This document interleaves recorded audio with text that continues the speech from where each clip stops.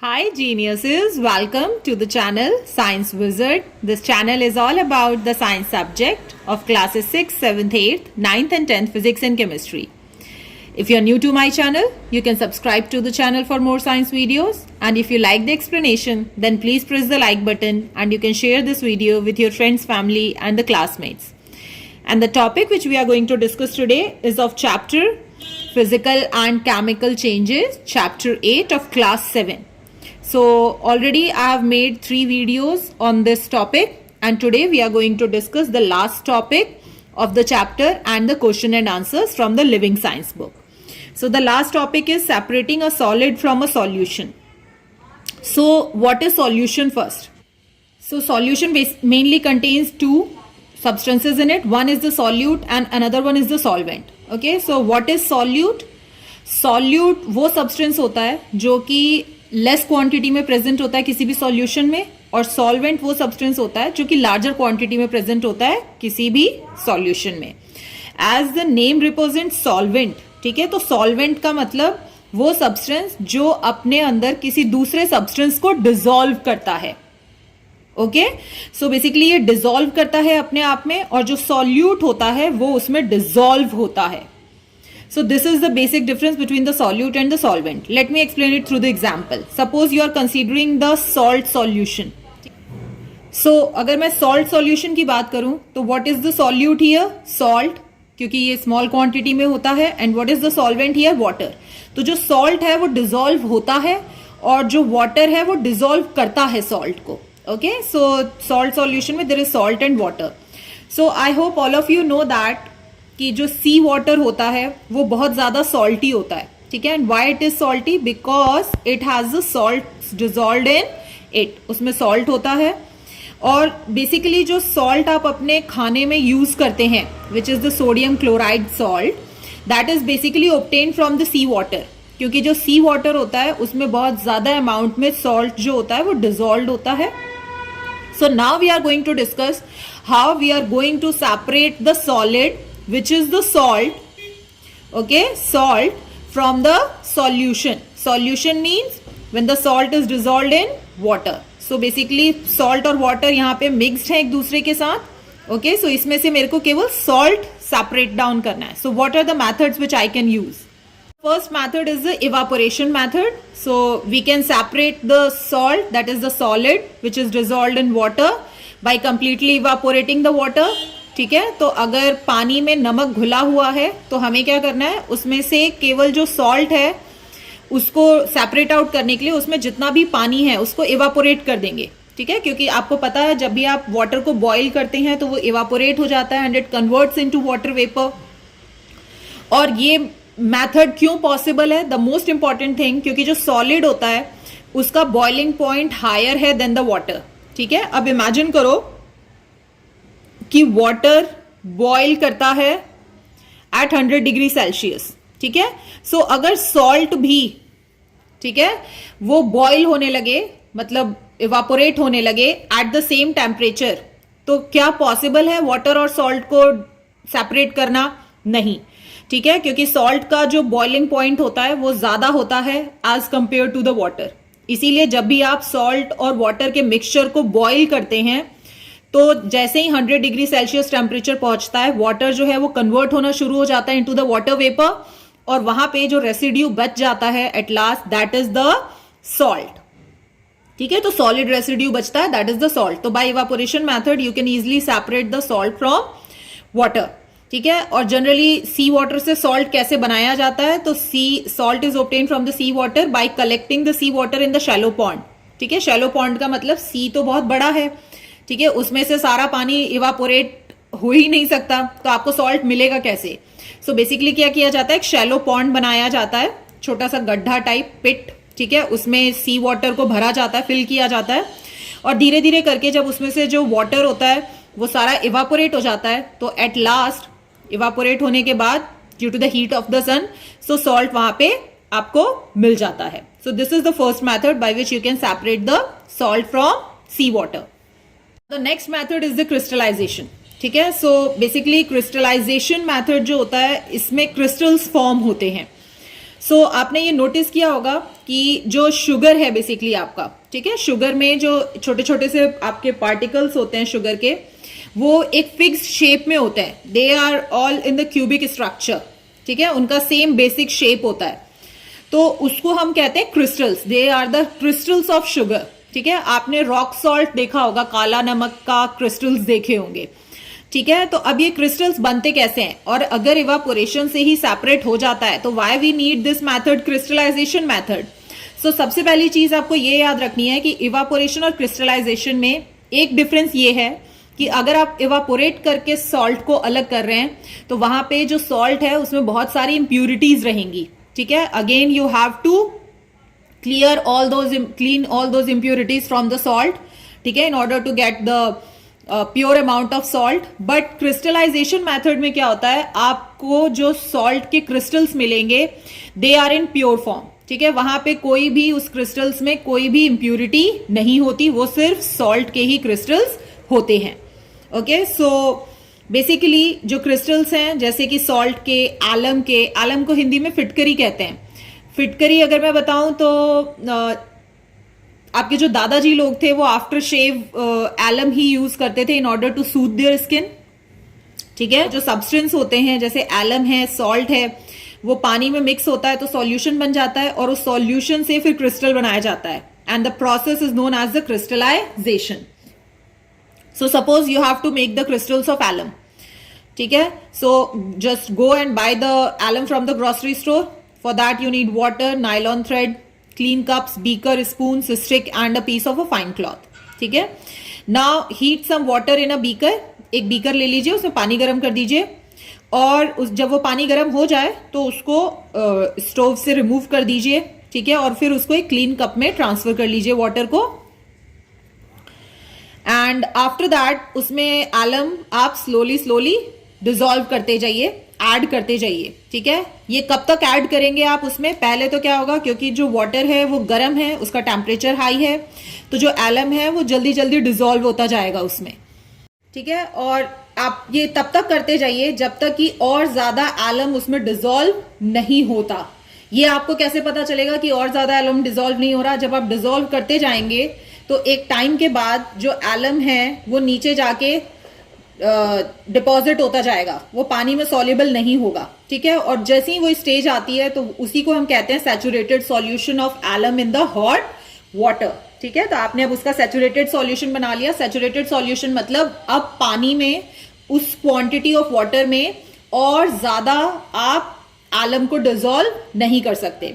और जब saturated solution बन जाता है, so after that what you have to do, basically you have to filter the solution, ठीक है, विथ अ फाइन क्लॉथ, ताकि जो एलम के अनडिजॉल्व पार्टिकल्स थे वो सारे के सारे उसमें से रिमूव हो जाएं, ठीक है। और जो भी आपका फिल्ट्रेट बचेगा, जो भी लिक्विड बचेगा, वाटर जिसमें कि एलम डिजॉल्व है, ठीक है, वो जो सॉल्यूशन है उसको आपको कूल करना है। तो वो क्या बन जाएगा नाउ, फिर वो कूल होगा। तो अब जैसे ही वो कूल होगा तो वहां पर क्या है कि जो एलम की सॉल्युबिलिटी है वो कम होने लगेगी, क्योंकि आपने ये पढ़ा है कि, ठीक है, सॉल्यूशन की सॉल्युबिलिटी को आप इंक्रीज कर सकते हैं अगर आप टेम्परेचर बढ़ा दें उस सॉल्यूशन का। तो बट यहां पर क्या है, आपने ऑलरेडी वाटर को हीट अप करके उसमें मैक्सिमम एलम जो डिसॉल्व हो सकता था कर लिया, आपने फिल्टर कर लिया। अब जैसे ही वो आपका जो सॉल्यूशन है वो ठंडा होगा तो now it becomes the super saturated solution. Super saturated solution means कि उसमें फ्यू पार्टिकल्स ऑफ एलम भी डिसॉल्व नहीं हो सकते, ठीक है। So it has more alum that can remain dissolved in water.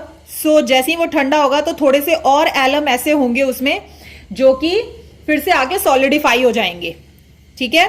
और ऐसे सॉल्यूशंस जो होते हैं बहुत अनस्टेबल होते हैं and they can easily crystallize themselves.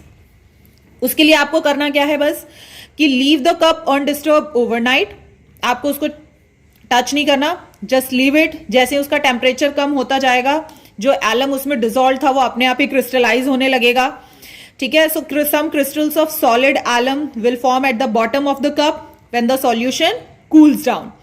Again जैसे ही क्रिस्टल्स फॉर्म होने लगे सॉल्यूशन के कूल डाउन होने के बाद, again filter the solution through the cloth and collect the filtrate. Filtrate का मतलब होता है एलम और वाटर का जो सॉल्यूशन है, ठीक है, तो वहां पे आपके जो क्रिस्टल्स हैं वो फिर सेपरेट हो जाएंगे क्लॉथ के थ्रू, आपके पास सिर्फ फिल्ट्रेट बचेगा, वाटर और एलम का डिजोल्व सॉल्यूशन। ठीक है, फिर जो क्रिस्टल्स पीछे बच गए आपके पास क्लॉथ में, they act as a seed. ठीक है, और वो हेल्प करेंगे in order to start the formation of the new crystal. So वो जो सीड बचा था आपके पास, छोटा सा क्रिस्टल जो कि सॉलिडिफाई हुआ था जब सॉल्यूशन आपका कूल हुआ था, सो बेसिकली उसमें जो भी क्रिस्टल्स थे उसमें से सबसे बड़ा पीस लेना है आपको क्रिस्टल का, और उसके बाद उसको आपको एक नायलॉन थ्रेड में टाई करना है। And after that what you have to do, जिसमें आपने फिल्ट्रेट रखा है ना, एलम और वाटर का जो सॉल्यूशन आपने रखा है, उसके ऊपर एक रॉड लेनी है आपको, और ये जो सीड है इसको इस पे टाई करके, and you have to leave it like that only. तो जितना ज्यादा ये ठंडा होता जाएगा सॉल्यूशन, ठीक है, उतना ज्यादा इसके जो क्रिस्टल्स हैं वो सॉलिडिफाई होते जाएंगे, and they come and stick to that small piece of crystals. So now we are going to discuss the question and answers of the exercise of chapter physical and chemical changes. So the first question is, which of these is a chemical change? So the first is, a substance with a different chemical properties formed. So chemical change अगर बात करें तो किस change को आप as a chemical change consider करते हैं? कोई भी वो change as a chemical change consider हो सकता है जिसमें जब कोई भी दो या दो से ज्यादा सब्सटेंस एक दूसरे के संग केमिकली कंबाइन करते हैं and they form a new substance. तो कहीं पर भी अगर नया सब्सटेंस फॉर्म हो रहा है, सो वो जो नया सब्सटेंस होता है वो टोटली डिफरेंट प्रॉपर्टी शो करता है वो जिन सब्सटेंस से मिलके बना है। Okay, let me give you the example. Suppose hydrogen and oxygen, they both are the gas, and when they combine together they form a water, so that is in the liquid state. So hydrogen और oxygen की property बिल्कुल different है और water की property बिल्कुल different है। सो यहां पर हाइड्रोजन और ऑक्सीजन ने जब कंबाइन किया केमिकली तो यहां पे नया सब्सटेंस बना है वाटर। सो केमिकल चेंज का मतलब substance with a different chemical properties form. तो देखो यहाँ पे वाटर फॉर्म हुआ है ना, नया सब्सटेंस फॉर्म हुआ है और उसकी केमिकल प्रॉपर्टीज बिल्कुल डिफरेंट है हाइड्रोजन और ऑक्सीजन से। तो this one is the correct answer. बाकी भी देख लेते हैं। A substance in the different state but similar chemical properties. ये कह रहा है कि जो सब्सटेंस फॉर्म होगा आफ्टर द केमिकल चेंज उसका स्टेट डिफरेंट होगा। तो देखो यहाँ पे स्टेट तो डिफरेंट है, हाइड्रोजन गैसियस है, गैस है, ऑक्सीजन गैस है, ये लिक्विड है। ओके, बट वो कह रहा है केमिकल प्रॉपर्टीज बिल्कुल सेम होंगी। तो केमिकल प्रॉपर्टीज की अगर बात करें तो जो हाइड्रोजन और ऑक्सीजन है वो फायर को सपोर्ट करते हैं, बट अगर वाटर की बात करें तो उससे आप आग को बुझाते हैं, एक्सटिंग्विश करते हैं। So both are having the बिल्कुल different chemical properties. So similar chemical properties नहीं हो सकती हैं। Molecule of a substance does not undergo any change. So molecule जो है उस सब्सटेंस का, उसमें कोई चेंज नहीं होगा। तो जब कोई चेंज ही नहीं होगा तो नया सब्सटेंस कैसे फॉर्म होगा? सो this is also wrong. And a substance with the different shape and size but similar chemical properties, जो नया सब्सटेंस बनेगा उसका शेप और साइज डिफरेंट हो सकता है बट केमिकल प्रॉपर्टीज सेम होंगी। सो बिल्कुल नहीं, जो नया सब्सटेंस बनता है उसकी केमिकल प्रॉपर्टीज बिल्कुल ही डिफरेंट होती हैं from the chemical properties of the substances from which it is made up of. So the first one is the correct one. Which of these is an irreversible physical change? So physical change वो होते हैं जहां पे कोई नया substance form नहीं होता है. There is only change in the physical property of the substance, like change in a shape, change in a size, change in the state. Okay? पर कुछ फिजिकल चेंजेस ऐसे भी होते हैं जो इरिवर्सिबल होते हैं, जिनको रिवर्स नहीं किया जा सकता. So rusting of iron is a chemical change basically.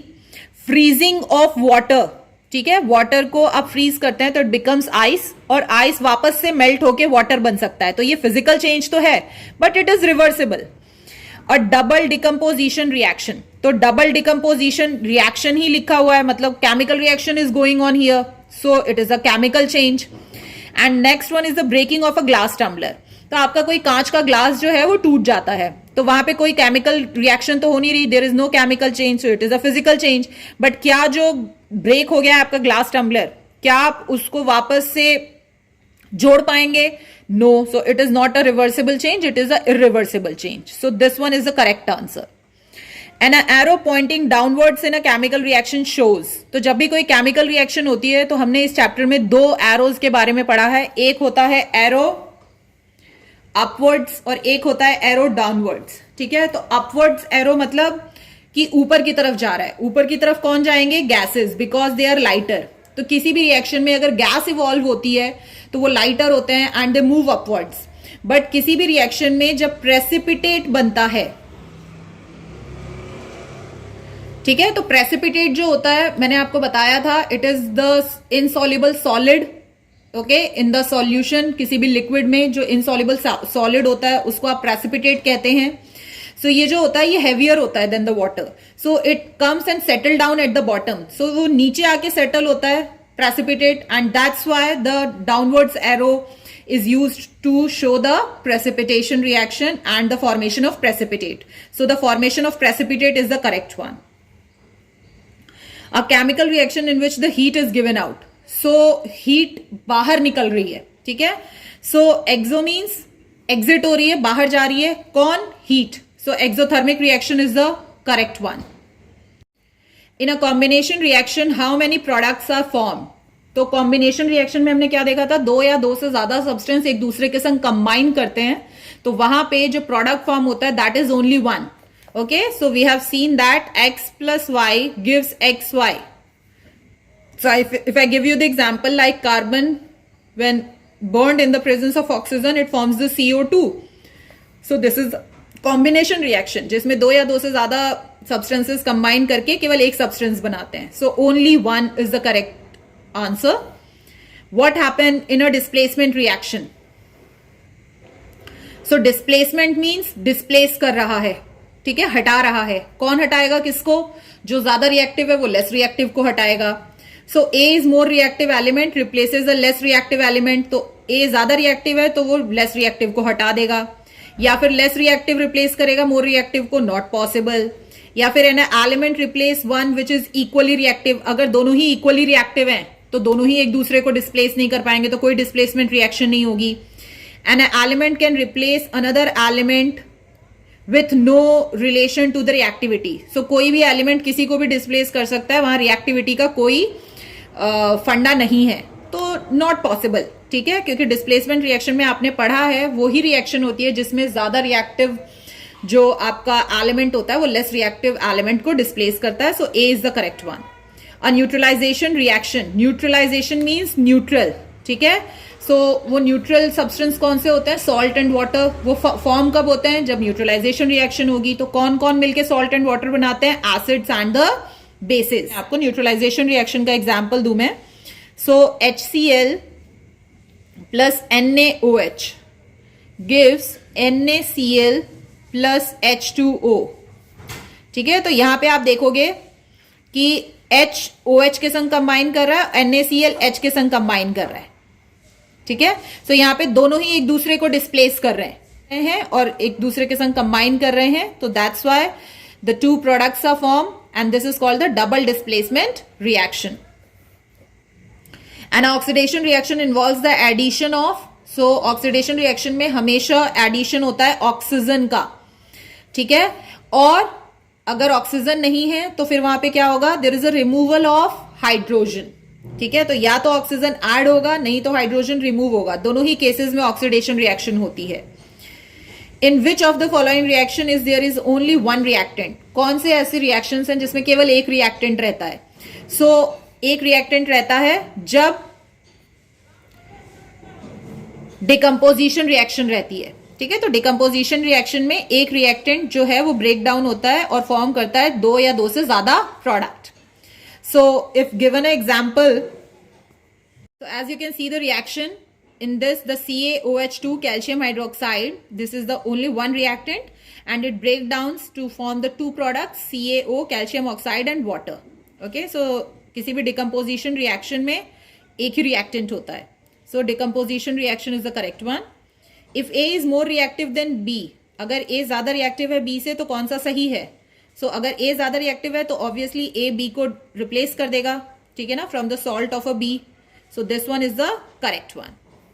Now we are going to discuss the very short answer question. So the first one is, in which changes do the substance undergo chemical transformation? So दो तरह के changes आपने पढ़े हैं, physical and chemical changes. So कौन सा ऐसा change है जिसमें chemical transformation होता है? So obviously it's a chemical reactions, chemical changes जहां पे chemical transformation होता है. So chemical is the correct one. Rust is a mixture, rust mixture है and does not have a chemical formula. So rust कब form होता है? Rusting जो होता है वो होता है जब iron comes in contact with the air and water और वहां पे आयरन ऑक्साइड बनता है. ठीक है, तो जो भी मिक्सचर होता है, मिक्सचर में कोई केमिकल रिएक्शन नहीं होती है और वहां पे कोई नया सब्सटेंस फॉर्म नहीं होता. बट जो रस्ट है वहां पे केमिकल रिएक्शन होती है between the iron, oxygen and the water and there is a formation of a new substance that is the iron oxide and it has a chemical formula. So this is false. The process of depositing zinc on iron to prevent the rusting. This process is called the galvanization. इसमें zinc की coating की जाती है iron के ऊपर जिससे कि उसको और further rusting से बचाया जा सके. Which gas is given off when calcium carbonate is heated? So calcium carbonate, अगर आपको फॉर्मूला याद है ना तो भी आप इजिली याद रख सकते हो इसको. तो देखो कैल्शियम कार्बोनेट का फॉर्मूला होता है CaCO3. ठीक है, तो CaCO3 है तो इसको हीट करोगे तो CO2 ही बन सकता है ना, H2O बनेगा नहीं. सो यहां पर कार्बन डाई ऑक्साइड फॉर्म होता है when we heat calcium carbonate. When two soluble substances in a solution reacts to give a insoluble substance. तो कोई भी जब दो सॉल्यूबल सब्सटेंस मतलब दो सॉल्यूशंस एक दूसरे के संग केमिकली रिएक्ट करते हैं और वहां पे एक इनसॉल्युबल सब्सटेंस बना देते हैं. सो इनसॉल्युबल सब्सटेंस अगर बन रहा है तो ऑब्वियसली दैट्स अ प्रेसिपिटेट, है ना, क्योंकि वो नीचे आके सेटल डाउन हो जाता है and the reaction is called the precipitation reaction. So the precipitate is form. Now the next one is heat is absorbed. ठीक है, हीट एग्जिट होती है किसमें? एक्सोथर्मिक में. तो एब्जॉर्ब किस में होगी? जो उसका उल्टा है, that is the endothermic reactions. ठीक है, so it's a endothermic, it's a thermic basically. Endothermic reactions. If a equation has plus heat written on the right hand side, what type of reaction is it? Okay, so plus heat is on the right hand side. मतलब कि जब भी आप कोई reaction लिखते हैं तो यहाँ पे रिएक्टेंट होता है, गिव्स प्रोडक्ट, और right hand side is the product side. So यहाँ पर हीट है. सो इसका मतलब कि जब भी रिएक्शन हो रही है तो हीट बाहर आ रही है. सो कौन सी रिएक्शन में हीट एग्जिट करती है, बाहर आती है? It's the exothermic reaction. So the answer is exothermic reactions. Okay, यहां पे देखेंगे, identify what kind of reaction each of the following is. So x plus y gives xy. So x और y एक दूसरे के संग कंबाइन कर रहे हैं. So दो रिएक्टेंट्स हैं और एक ही प्रोडक्ट बन रहा है. So obviously it's a combination reaction. यहाँ पे एक रिएक्टेंट है and two products are formed. So एक रिएक्टेंट दो में टूट रहा है. So it's a decomposition reaction.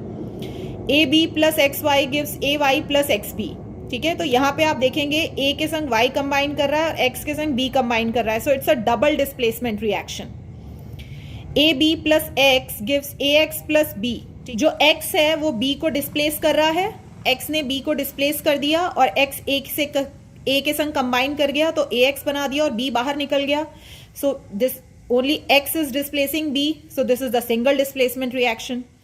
AB plus CD gives AD plus BC. It is also a double displacement reaction. Acid plus base gives salt plus water. So जब भी acid और base combine करते हैं तो salt और water बनता है. So it's a neutralization reaction. Oxidizing agent. So oxidation reaction क्या होती है? जिसमें ऑक्सीजन combine करता है, add होता है या फिर हाइड्रोजन remove होता है. तो ऑक्सीडाइजिंग एजेंट कौन होगा? जो ऑक्सीडेशन करवा रहा है. तो ऑक्सीडेशन करवाने के लिए जो ऑक्सीडेशन करवाएगा उसके पास दो चॉइस हैं, या तो वो ऑक्सीजन दे और नहीं तो हाइड्रोजन को रिमूव कर ले. सो ऑक्सीडाइजिंग एजेंट क्या प्रोवाइड करेगा? ऑक्सीजन को प्रोवाइड करेगा. ठीक है, या फिर वो रिमूव करेगा हाइड्रोजन को from a substance. What method will you use to get a pure liquid if it has a dissolved impurities present in it? So किस मैथड से आप प्योर लिक्विड सेपरेट आउट कर सकते हैं अगर उसमें डिसॉल्व्ड इंप्यूरिटीज हैं तो? So you can do this by the evaporation method. ठीक है, इवापोरेट करेंगे तो उसमें से जो डिसॉल्व्ड इंप्यूरिटीज हैं वो सारी वहीं रह जाएंगी और वाटर जो है that's convert into the water vapour और फिर वो वाटर वेपर कंडेंस होके you will get the pure liquid. Next, salt is obtained from the sea water by crystallization. True और फॉल्स? ठीक है, सॉल्ट को सी वाटर से क्रिस्टलाइजेशन प्रोसेस से सेपरेट करते हैं? No, it is done through the evaporation method. So it is false. A supersaturated solution of a solid in liquid crystallize easily. तो जो सुपर सैचुरेटेड सॉल्यूशन है, super saturated solution का मतलब ये होता है कि पहले उसको हीट अप करके उसमें जितना भी सॉल्यूट आप ऐड कर सकते थे आपने ऐड कर दिया, और जब वो ठंडा हो गया है, now it has become the super saturated solution. तो ऑब्वियसली सुपर सैचुरेटेड सॉल्यूशन के लिए ज्यादा इजी है क्रिस्टलाइज हो जाना, so the answer is true. This is it about this video, and in the next video we are going to discuss the further question answers of the chapter.